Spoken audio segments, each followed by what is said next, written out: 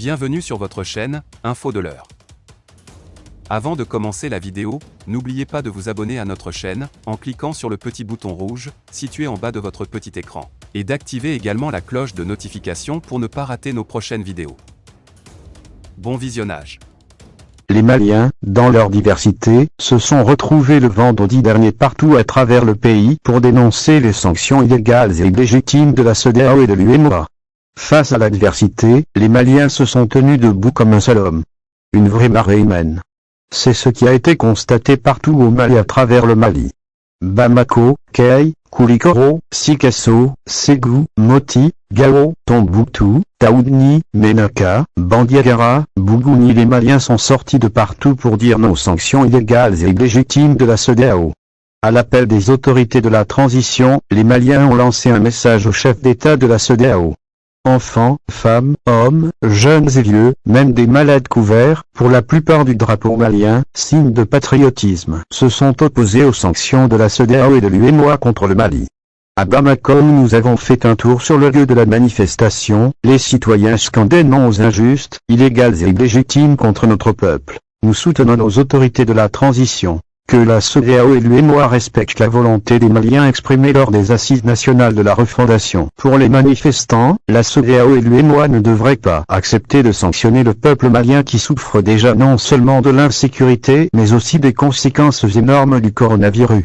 Si la CEDEAO aimait le bonheur des Maliens comme elle veut nous le faire croire, elle n'aurait jamais dû sanctionner le peuple malien, estime Moussa Traoré, un leader d'association sur place. Lors de la manifestation, nous soutenons nos autorités actuelles parce que nous sommes satisfaits de la gouvernance en cours. À ce jour, nous constatons une avancée dans la lutte contre l'insécurité. Pour une rare fois, les Maliens ont mis de côté leurs divergences pour se retrouver. Une action saluée par les autorités de la transition. Nous sommes convaincus que notre peuple, notre grand peuple qui a une longue histoire, qui a de la mémoire, qui sait résister va s'unir dans toutes ses composantes, sait faire l'union sacrée quelles que soient les appartenances religieuses, politiques, ethniques, régionales. Tous les Maliens vont se tenir debout comme un seul homme face à l'adversité, a déclaré le Premier ministre, Dr Choguel Kokala Maïga, lors de la manifestation.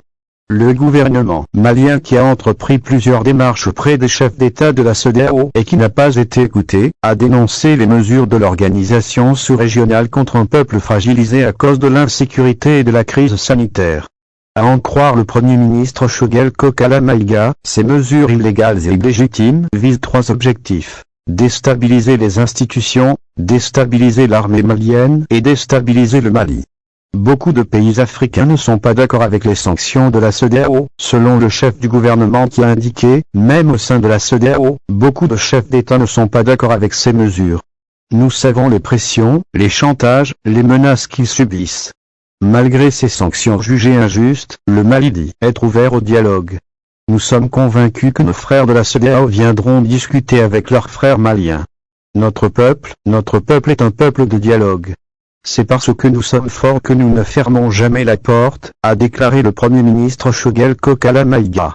Il a, par la suite, rassuré les Maliens quant à la tranquillité des autorités.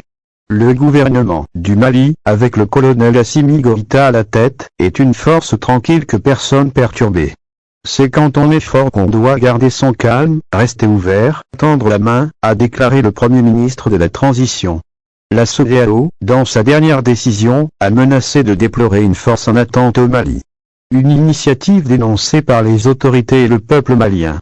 Le Premier ministre a ainsi profité de l'occasion pour inviter les chefs d'État à ne pas se tromper de peuple. Il ne faut pas se tromper de peuple, il ne faut pas se tromper d'interlocuteur. Il ne faut pas se tromper d'époque. Il y a des choses qui ne peuvent passer en République du Mali, a précisé Dr Choguel Kokala Maïga. Selon les autorités maliennes, elles n'ont peur que de Dieu et du peuple malien. Et, si elles ont l'accompagnement de ces deux, elles réussiront leur combat malgré que le chemin puisse être épineux. Nous n'avons peur que de Dieu et du peuple malien.